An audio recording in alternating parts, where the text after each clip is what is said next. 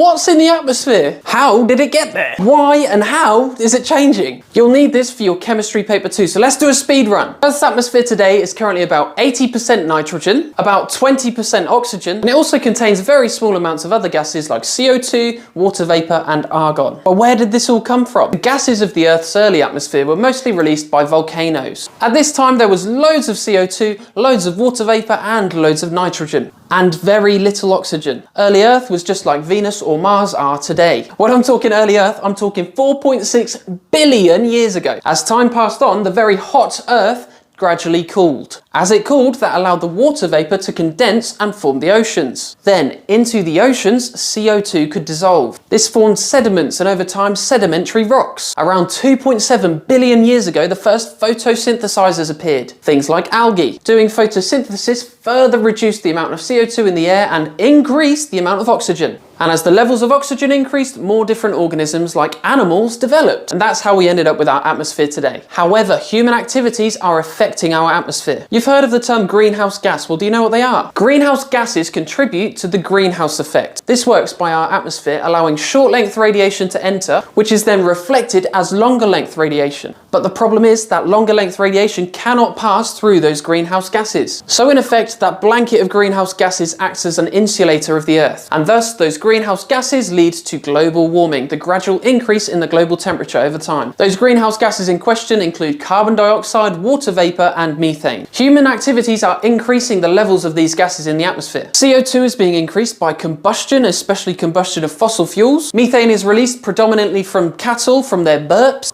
also from landfill. And it's this increase in the greenhouse gases that's likely to lead to global climate change. Most scientists completely agree with this, but the media may simplify or misrepresent this information due to its uncertainty. Uncertain because global climate change is an extremely complex thing. The spec says you need to make sure you know possible effects of global climate change. These could include melting ice caps and therefore rising sea levels, more extreme weather, and lastly, habitat loss, which could lead to food insecurity and a loss in biodiversity. Now, we tried to quantify the total amount of carbon dioxide and other greenhouse gases that are emitted over the life cycle of a product, service, or event. That is what a carbon footprint is. You can reduce your carbon footprint in a few different ways. Use more renewable energy resources. Use modes of transport that release less greenhouse gases. But of course, for these, there are economic and physical barriers to making these changes. Quickly back to combustion. Let's talk about pollutants that are released from our burning of fuels. There's carbon dioxide, as we said, the greenhouse gas contributing to global warming. There's also carbon monoxide released. Carbon monoxide is a toxic and therefore very harmful gas. It's odorless and colorless. It attaches to red blood cells and prevents them from carrying oxygen. It can kill you.